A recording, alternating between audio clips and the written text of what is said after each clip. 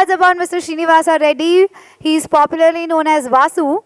Has been working for over 20 years, starting in '98, and with Karvy since 2000, managing the IT landscape for various business initiatives across finance, service, e-commerce, industry verticals. So thank you so much, sir, for joining with us. He's going to be moderating the session. Along with him, the panelists. Please put your hands together for Mr. Smith Gonsalves. Very interesting to read his profile. He is India's one of the youngest cybersecurity evangelists, information security professional, offensive security certified professional, certified ethical hacker, computer hacking forensic investigator, and security analyst with 4 years of domain experience. Smith holds to be a critical member of the InfoSec community from the age of 15 to 19. Smith has trained more than 10,000 plus audience covering law enforcement officials, CIOs, CISOs, CEOs, and students in the area of cybersecurity and emerging threat landscape. Welcome, sir. We're glad to have you here. Next, our panelist, Mr. Lavakumar Kuppam, founder of Iron Wasp Security. Can we all put our hands together for young and dynamic, as you can see. Mr. Lavakumar Kuppam is the founder of Iron Wasp Security, an award-winning product security startup focused on application threat and vulnerability monitoring. He's an application security veteran who has discovered several new types of attacks and created multiple popular security tools. Welcome, sir. Last but not the least, our panelists, please put your hands together for Mr. Venkata Satish, who is the director of security Rediff.com. To speak few words about him, Mr. Venkata has 17 years of experience in information technology. He has been part of core Rediff team from past 11 years and handled multiple projects. Having a flair for information security, he started implementing security in the projects. Currently, he is heading information security in Rediff.com, playing a crucial role in implementing and practicing information security. Over to the moderator. So, we are trying to cover a little bit of upcoming technology. See, DevOps is kind of already known. Okay, security is kind of not included in the DevOps culture till now. There's a new trend coming up in the industry wherein security is also part of the DevOps culture. So the term introduced, am I audible? Okay. So the term we are looking at is DevSecOps. So wherein DevOps integrating with security. This is the agenda that we are kind of trying to address. So I'd like to give a little bit on what is the background. See, I see a mix of people. Anybody developers here? Can somebody raise hands? Somebody should raise your hand. So the panelists are exempted. All of them are developers. Okay, so I can see 3-4 of them. So this is kind of an industry change that is happening in the security, which has happened to infrastructure teams earlier. So DevOps kind of took over the industry by storm. Developers and infrastructure managers, typically who were working as silos earlier, kind of got merged into one process, one team, and then the whole DevOps took the modern development, application development by storm. So the traditional approach kind of destroyed the silos. Infrastructure managers no longer exist today. At least many of the organizations where DevOps is kind of discussed and adopted, it's a big subject today. It allows you to deploy applications. Your application release life cycle kind of becomes so easy that people started talking about deploying applications in 2 days. 10 years ago, this was an unthinkable thing. You have an application, a 6-month or a 1-year project, and at the end, somebody will come. There is an infrastructure team. It will take another 4 months to deploy that application, and then the first user would see what is it that was deployed. But now is the trend where under DevOps ideology, people kind of, the developers develop in the morning, before even he kind of goes home, it is already in production. So this is the philosophy that is being addressed here. I would also like to bring all of you to one aspect. See, all of us have known this terminology called CTOs and CIOs. So nowadays, in many organizations, CTOs don't exist. Because technology is kind of became part of the whole application building cycle. Nobody really keep a dedicated team to manage infrastructure, and there is a CTO. the CIOs manage the whole thing. Now, what DevSecOps enables is a situation where CIOs will handle infrastructure and security combined. So the idea is CISO's roles will kind of disappear the shorter to longer term. So this is a big thing that is about to happen, and we are here to discuss. So this is how we'll go through. I have a few questions of my own, probably I will address, and then some of our panelists will have their, maybe we will do a 5 minutes initial, the basics, and then I would like to really see their experience, where does it take us. So I was trying to understand a little bit, maybe I can start with Smith. What do people really mean when they say we are trying to implement DevOps in general, and when they are looking at anything like a DevSecOps going forward? That's a very fundamental thing. And people are mostly the security folks know, okay, when we look at security, we have no development. We have a little bit of vulnerability assessment. We have a little bit of auditing that happens. We have a penetration testing that happens. And typically this happens once in 6 months. It's not like a daily practice. There's a timeline.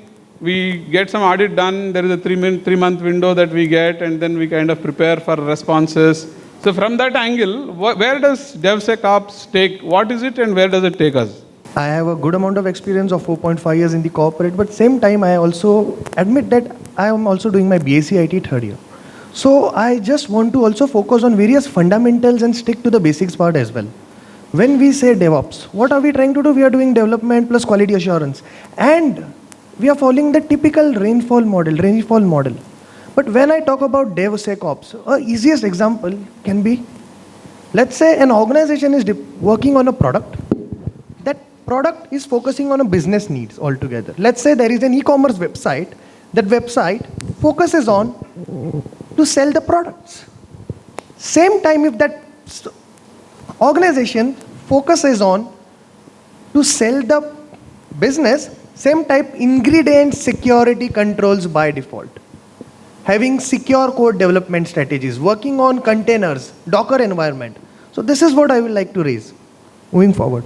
When it comes to DevSecOps, just like DevOps, it's not a standard, one size fits all. So it's a general philosophy, right? So every organization, the way they adopt that philosophy will obviously depend on how things work internally for them, what kind of product they're building, what kind of culture they have, what kind of teams they have, and what kind of structures they have.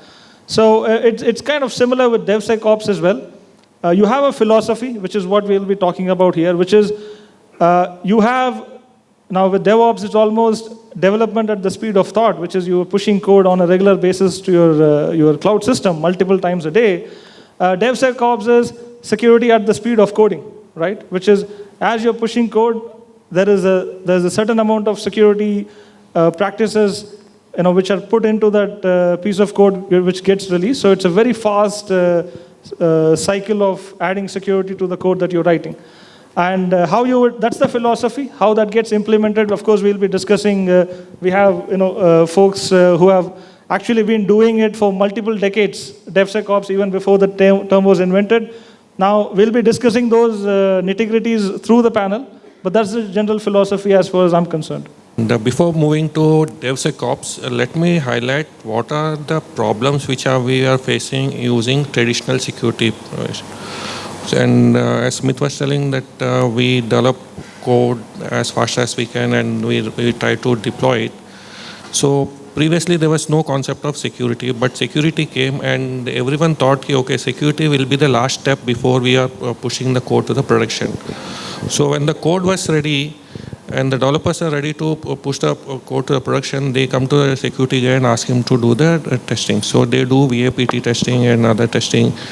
And then if there are any vulnerabilities, and they go back to the developer, and developer doesn't know what those vulnerabilities are, and it takes time for the security guys to teach them, and then it will take some time to make those changes.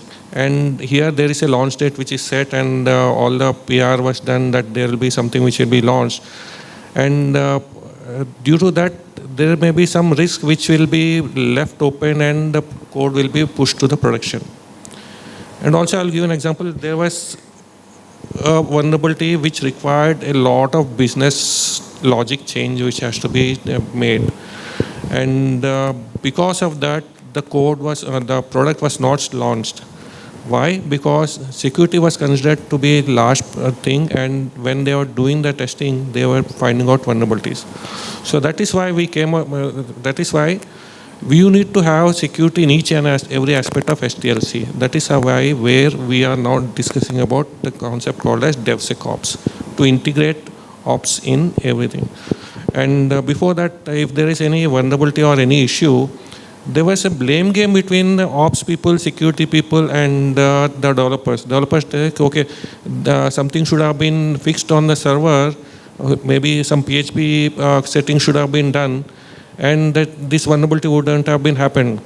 Say, for example, in PHP, there's a PHP exec code. If the security operations person turned it off on the server, it wouldn't have been done. So there was a blame game happening. So there was no coherent existence like a team and everyone looking at as a team in the security. There was a blame game and everyone was talking about as a silo.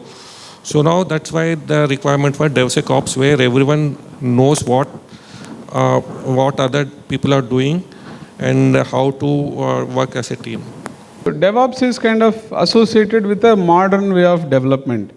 People who are kind of building with the latest technology, probably people who are using latest programming languages like Go, are probably using academic code from academia, particularly things like Python, machine learning, this kind of so they are more familiar because they started their careers after this whole phenomena took over, and many of our teams associate DevOps typically with cloud-based solutions. So I am delivering something on Azure or AWS, and then we are using DevOps and stuff like that. So when we are doing this, there is the traditional problem. As it is, cloud-based technology is not within our security control. Things are outside our firewalls. Things are outside our networks. And then this thing comes where security is now being offloaded to, at least to partially to the developer. So they don't have any regard to the traditional security control. How does this impact the security landscape in total? Smith, if you can. Sure. Now, the critical parts that we need to understand is, let's say from a developer's point, what they are trying to do a kind of a mistake, what they need to focus, and what DevSecOps is all about. Let's say I'm trying to work on a business layer. Let's say I'm a developer. My objective is to print a particular output and post it onto another, let's say, folder. My objective, or to share it on a server-side request. My objective is pretty simple. I need to complete this task. What I may be doing, I may be researching on Google, and I would be landing up to a website known as Stack Overflow. Programmers would be agreeing with it. They would be getting a bunch of code. They would be doing a bit amount of modifications. And that modification, it will be resulting in that the action would be getting successful.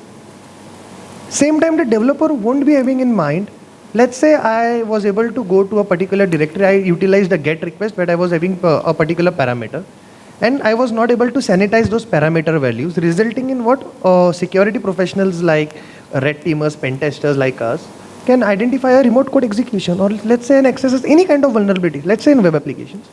And then it's the problem. Whereas if the developer is thinking 360, he knows what parameter needs to be nested. At the same time, security is being defined to the developer. And it starts from the basics. Frankly speaking to me, to you all, what I see today is being a college student as well, and working with MidCat as an advisor leading their cyber practice. I see organizations are hiring talents, but from the basic part, somewhere academician needs to re-evaluate the syllabus, have DevSecOps, it's not just organizing hackathons can help. Conferences like this are an add-on. It should be promoted on a specific focus. When somebody implements this kind of a philosophy, the culture of doing things in the DevOps style as a DevSecOps, including security, what happens to our vulnerability assessment, penetration testing, code review, code coverage? We have so many metrics. Particularly the security industry is built around these functions, right? So do they still continue to happen within the DevOps life cycle, or they just go completely out of the window? usually tell people, which is the developers have gone into an agile model, but the security folks are still in the waterfall model. At least the consulting firms are in the waterfall model. So we'll have to make the transition as well into the agile methodology. So what happens here is first we'll have to understand why we were doing all of that before. Why were we doing vulnerability assessment? Why we were doing a pen test? So they were all solutions to certain problems. The problems were the presence of vulnerabilities in your code, and these were solutions to address that. The problems still exist, so you will still need the same solutions.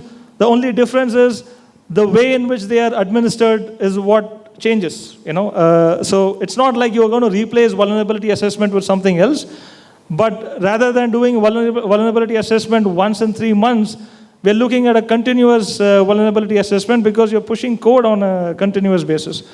So from a process standpoint, when we look at what we can do, say if you're pushing code 8 times in a day, which is not that far-fetched for several SaaS-based companies. So 8 times in a day, let's say on average, you have new functionality being pushed to the cloud, right? Let's say you have a team of about 600, 700 odd developers, and you have a 5 or 6 member security team. It's difficult to make a bigger security team because they're paid a lot more, security guys, especially if you're a security guy who also knows development like him, then you charge a lot more. So how do you manage this, or how does a team of 5 or 6 people tame this massive monster of 600 or 700 odd developers who are pushing code on an almost daily basis? So you'll have to start, at least from my experience and in my opinion, you'll have to start much before the code is actually written, which is that when it's still in the design or discussion phase. So if we do something called as threat modeling, right, which is, let's say you're dealing with 50 features, to be made into a particular sprint, then you'll first identify those features which are critical from a design or functional perspective, right? There are a lot of simple functionality changes. You don't have to get concerned yourself with all of them, but you prioritize the bigger ones, and then you do a design level. Threat modeling is essentially a penetration testing done on the design of the application rather than on the implementation. So you start with that first, right? So that way you can give feedback to the developers on the design. So even before they start writing code, they have taken into account most of the security practices. So once that is done, while they are writing code, now this is of course the ideal scenario, you have static code analysis in the IDE itself, if possible, right? So as they write code, like for example, if they are writing a SQL query, they're calling execute SQL, as they type in that method, the IDE tells them that, hey, you're doing this particular method invocation incorrectly. Or at least it gives them a hint saying, hey, it looks like you're interacting with the database. This is a possible problem you could have, which is a SQL injection. You might want to take that into account. So what it does is, it's like, so you can train your developers, but training is you take all the knowledge in the world and you shove it in a period of 5 days, and it doesn't really work. What you need is continuous context-based training, which is what an IDE plugin will do. Because as they're writing a SQL query, you're telling them that, hey, for a SQL query, this could be a problem. So which is, you're training them for that particular task they're doing at that point of time. So that's your static analysis. It can either be in the IDE, or it could be like as soon as you push code. And then comes your black box scanning. There are several tools available. You have open source scanners like OWASP. You could run them as part of your CI/CD pipeline. So you have a black box scan which runs.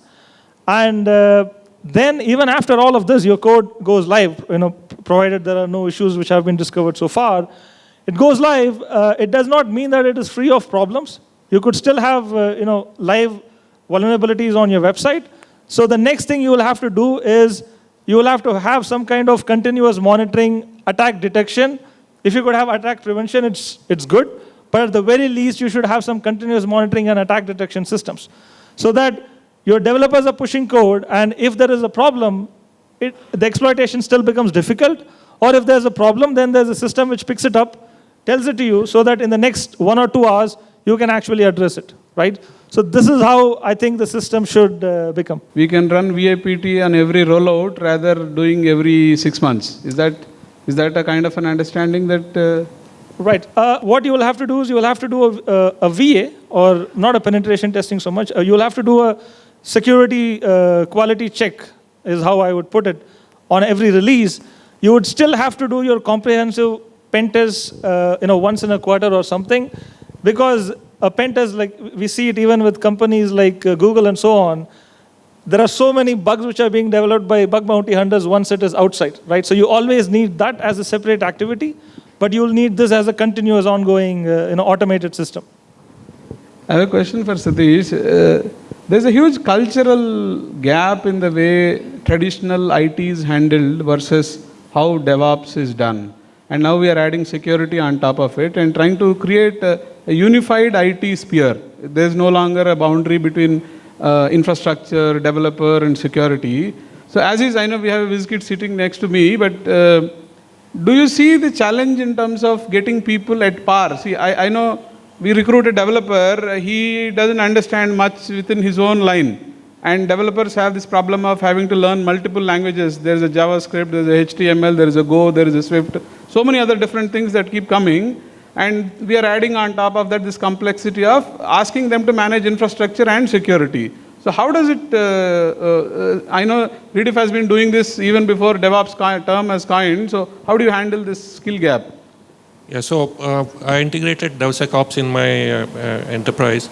And yes, I've encountered many issues in doing this thing. Number one is the training, what we do. So developers need to be trained on the security vulnerability, security terminologies and everything. And they themselves are being having a lot of work to do.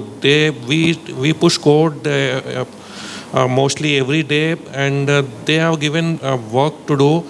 And to take time out from their work and come and attend the training on security and then integrate that thing, it's very difficult for them.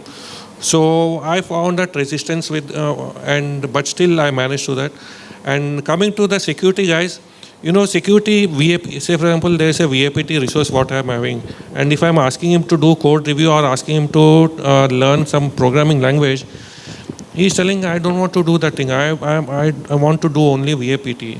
And why? Because he's being paid more than the developers. You see in the industry, all the security guys are paid a lot. They are paid a bomb. All the consultancy firms, they are being paid.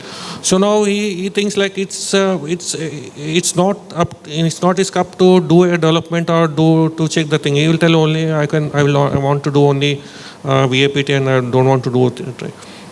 And then comes operation guys. So they are into hardware and they know only small scripts. But if I ask them to do PHP or Python, and then on top of that, if I want to ask them to do security, what they have done is they are telling me, okay, I got a firewall to install, I got something to install. So they gave me a lot of excuses and they couldn't come. But what I've done is, we done this from the top-down approach. I convinced the management and I told them what will happen if we integrate DevSecOps. And from there, convinced the CEO. And then now everyone fell in line. Everyone learned. And now they are appreciating me that because of this development and pushing of the code and everything became easy. And we could push vulnerability-free code. Yeah, there may be vulnerabilities, but as far as we can do the testing, it is vulnerability and we can do the thing. So these are the resistances what I encountered. So, Love has mentioned one point where, see, in an average IT team, the developer to security ratio, I think he took a big 700 number to 4-5, but it's not far from reality. I know many security teams barely work with 3 people, 4 people. And when you put this kind of a thing, like where you have to roll out 6 times a day, 10 times every week, you have to get these penetration tests and things like that done. How do these 4 people cope and handle the workload coming from the 700 people? I remember for quality, earlier this kind of a thing happened for quality, and there used to be one quality person, and eventually they had to leverage the existing employees and then teach them how to do this stuff, and then eventually kind of adopt the employees into the quality process. So So is it something like that possible here where we drive DevSecOps from the CISO's point of view, but for the actual delivery at the ground level, can we adopt these developers, get them training from your experience, maybe Satish or? So what we have done is, developers, they do their unit testing before committing the code to the Git. So what we have introduced is, we have introduced VAPT in the same pipeline.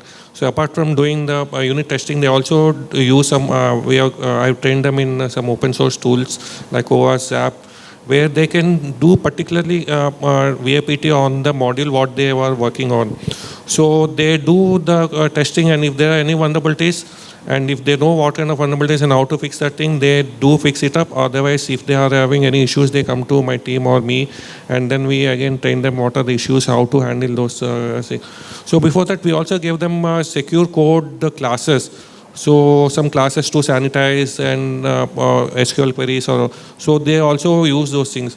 So this is how we were able to handle the limited number of security people and also get the security in the development process. I have a question to Smith. So let's assume we go through the pain of this adopting the new model methodology. What are the benefits that we see? Let's say we have a small team of 4 or 5 people who adopt DevSecOps and then who kind of understands the whole philosophy, learns it and goes to implement it. What are the major benefits that we get to see? Is there something like, okay, I am more secure now by default? Is it like I am getting 200% guarantee that my code or application is not breakable? What benefits do I get? So very well rightly pointed by sir. So what we need to understand during this process is about security. Never an organization can be 100% secure, that we have to accept. But same time I can be assured of one thing, like the code of the particular code of a particular application belonging to my organization is having the fundamental values that have been initialized. Second aspect is the security controls from the initial level have been taken up. For a typical example, if I want to give in a real-time scenario, let's take a critical example of Android cell phone.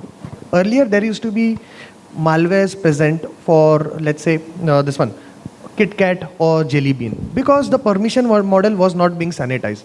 Developer used to provide one-click access to get one-click access to enable your call log, contacts, everything was just on one click. Later on, what Google came up with? Google came up with enhanced permission models. Then now they are getting into various other aspects in terms of giving a complete clarity of what particular application is using what particular permission controls and what can be the critical pointers raised to it, giving you the Docker environment. So if these pointers would have addressed early stages, definitely when you deploy that application to multiple people, you will be getting reviews and it would be coped up. But I believe solutions like continuous monitoring. Let's say I'm having multiple front-end controls of my organizations being open for definitely public reasons. But if someone can try to get in, then the code that is being done, is it getting monitored? That is one. Second part is thinking about various new solutions, adopting new productive technologies, scrapping out passwords. This kind of phenomena can be addressed based on the new technologies that DevSecOps can add on. One more thing I would just like to value add is about the talent and how the team can cope up. To be honest, we talk about training, giving trainings to people. It's pretty simple. If today, gone are those days when you will be working from 8 a.m. to 5 p.m. or 6 p.m. Today, it's pretty simple. Get the work done. No matter wherever you're sitting. Second part is have the ability to research. If you can dedicatedly research on key aspects, everything is available on open source. There are various communities and there are various criticalities available on open source. It's the matter of time dedication that you're trying to provide. If you are a cyber active guy, everything will be going up. Same time, when integrating DevSecOps, if business professionals provide a clarity of what all parameters can be addressed, business focus pointers, the security can be definitely done. This is. So let's say if I understand correctly, so I'm saying if I implement DevSecOps, my vulnerability assessment reports can happen in line, the advantage wise, and I can be more, I can get the reports more or less immediately. I'll be able to help stop the developer from checking in bad code even before the code is even pushed into the repository. Some of these advantages, would it be possible, like, let's say, early detection of a problem? Exactly. There's a bug, eventually it will come up in one of the vulnerability assessment reports, but by the time the code has already been pushed and some amount of hours have been spent in UAT and so much other activity has happened, does it help save that much amount of time by stopping the developer at that early stage? You are committing a bug, help me there. You see, there are two things happening. One is developer getting matured at early stage. Let's say then also I do a VAPT and I shared a report, and let's say the vulnerability that the proactive steps that the organization or the developer had taken, like enhancing the cryptographic controls. And then let's say we were able to identify a few pointers, like the criticalities, few vulnerabilities we were able to address. Then at that point, that guy would be pretty matured to know what particular proactive step needs to be taken, because he has patched those particular pointers at his early stage. So this is the biggest benefit that we get. I have a question to Lavakumar. See, so most of these technologies have some adoption time frame. See, DevSecOps is kind of a new term right now.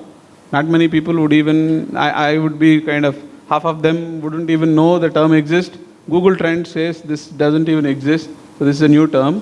And cloud took some years to kind of get adoption. People acknowledged the benefits of cloud after, let's say, some competitor seeing, utilizing, learning, reaping the benefits, and then, okay, there is an adoption now. Similarly, DevOps as a philosophy and culture, it has been there in the industry for some time, and now people are, any new project, they want to start by default with that kind of a culture. So similarly, DevSecOps, what kind of time frame are we looking at? Can you throw some lights? A time frame, I think that's a very tricky question to answer. But what I can say is right now, as we sit here talking about, DevSecOps and how to bring it and so on, your technology equivalents, they are currently at a different conference, or they're already, scheming behind your backs of either improving their DevOps model or putting in a DevOps practice in place if you don't have one already. So I'll say from, before I get into the DevSecOps, I'll say DevOps, I think is going on at the present. I'll say if you look at the bell curve, we are currently somewhere in the middle, which is, we are way past the early adopters stage. We're somewhere in the middle. Now, the second half of the middle is where it's spreading. I think the first half is more or less covered. I think he can talk on that better. So as that happens, then DevSecOps is not even an option for you anymore. Once your secure development teams goes to the DevOps model, then the security has to shift like that. And if you do not right now focus on developing the skills needed to get into DevSecOps, you might actually find that you become a dinosaur, and it will just take you by surprise. Nokia was making millions of dollars every day, and it still became irrelevant. So just because you're getting job opportunities now, the skills that you have and so on, regular VAPT posts, because that's available right now, doesn't mean that the whole landscape would not change, right? So I'll say for security guys, they should think that it's happening today. And that's how they should, probably approach it. So there's a Gartner report which is saying that in 2019, that is this year, around 16% of the companies are following DevSecOps, and by 2021 there will be 81%. So why? Because of the adoption of cloud. So many startups are putting their code on cloud, and they don't have any dedicated security or operations team. And they themselves are securing the code, and they know, okay, if I'm putting something on cloud, it should be very secure. So I need to implement security in my code development, and also I need to put the security in the. There are no traditional firewalls, right? So whatever security components are given by the cloud providers, so they themselves are doing that thing. So this is how, with the adoption of cloud, DevSecOps adoption is also being grown. And as I told, Gartner is predicting that by 2021, 80% of the companies will be using DevSecOps. I have another question for you. So at the end of this adoption of, I know you are already halfway there, maybe you are already adopting and kind of implementing DevSecOps. So at the end of implementing DevSecOps, do CISO's roles exist in organizations? Do you think they will vanish? So for anything which is implemented, there should be someone who will be looking after whether it is going properly or not, right? So who is going to do that thing? So are the CIOs don't simply kind of, it becomes a mixed CIO's role is very broad, and to learn security and then to look after secure code development will be a big headache for him. So for now, I think that CISO's role will be there. It's not in any danger, and he can help in help CIO in getting secure code development and faster development. So I have one more point of view. I don't know who will be able to address this better. I'm sure with your experience you might be able to throw some light at it. So typically many organizations consider security of paramount importance, particularly banks, financial institutes. I myself am from a financial services background. So for us, security is so important that typically CISOs report to board. They report to chairmen and MDs. So when you implement DevSecOps, do we automatically become part of CIO's teams and we no longer kind of work directly with the board level staff? Does it get reduced in terms of its budget allocations and visibility to the management? So I will talk one particular truth about what you are talking when NBFCs are having CISOs. So they are doing mostly for the compliance and regulatory push. Say RBI is telling that you need to have a CISO. That is why many banks are having CISOs. And I know there are still many companies who are telling, okay, I need a CISO of 10 years and he wants to do that thing, but he doesn't know anything what to do. So because of the RBI compliance and audits, what we are talking, there are many banks which got hacked and audited, even though audited, because audits are being done only for the audits purpose. Okay, so coming to my thing, there are no regulators now for us who mandates that there should be a CISO and you should be reporting to a director. So maybe it is very difficult for us to get budget allocation because there is no regulator who is sitting on the board's head and telling them you need to implement this kind of this. Even though IT Act says that there should be fair applicable security practices needs to be implemented in all the companies, but I don't think many follow those. Okay, I have one question. I think you, being the youngest among us, should be able to help address this. See, the developers, I know there are not many developers here. I think I only saw 5-6 hands. Developers have this concept of peer reviewing, pair programming, joint programming, code reviews, code smells, bugs, tests, so many other stuff that happen within the development life cycle. How does that get impacted thanks to this? If secure, see, it won't get impacted. It would be just enhanced, I may say. Enhanced in the sense when you are trying to do, you are adopting a technology at early stage, you are adopting the security controls, when not only security controls are not adopted from a straight pointers, but multiple pointers. Multiple pointers is being focused. Let's say your scoping review sheet document. When your scoping review sheet document talks about the security ingredients which are predefined, pre-added into it. So what a developer would be doing is his objective won't be over here just to get the output. But let's say, and then his focus will be to get the output and also test the parameter. Let's say adopting HSTS policy. So those kind of critical solutions are helping us. I think we will have a couple of questions from the audience. Just before that, if I could just add to what Smith was saying, I'm not that young, but still I'll add to that. So what's happening with this in terms of the developers is they start getting more capable. For example, I know of a time when people used to ask for training on OWASP top 10. That was like the start and end of security for them. So they used to have dedicated 3-day training programs for their developers on that. And more recently, I've had several instances where, when you talk to people about what is covered in a security training, and then you say, hey, these are all the topics, and they're like, yeah, yes, these are things we know already. What else can you teach us, right? So this is the transition which has happened in the level of knowledge which developers have when it comes to security, and that's largely because the responsibility is being pushed onto them. They just get more capable, right? So that's one change I've been seeing myself. So I want to add one more thing. So implementation of DevSecOps, wherever you read about any article about DevSecOps, it shows a rosy picture that everything is going to be fine. But I know it is very difficult to implement, and it should be a cultural change from the management, cultural change from the developers, operations team. So it will be a hard path to follow, but when you implement DevSecOps, it will be a rosy, yes, of course, but the path to that is very difficult. So you need to be prepared for that one.